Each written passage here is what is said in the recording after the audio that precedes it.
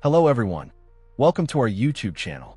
In this video, we will guide you through the process of resetting the Night Owl DVR admin password. So, let's get started.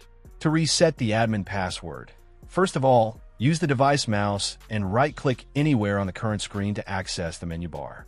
Click on any icon on the menu bar, then select Forgot Password. After that, locate the password reset option and find the reset code. Enter the password reset code into the required field using the on-screen keyboard.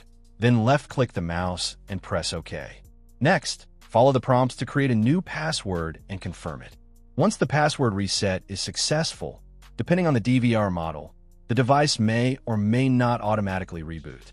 If it doesn't reboot automatically, unplug the DVR power adapter from the back of the device. Wait for a few seconds, and then plug it back in. That's it. Thanks for watching.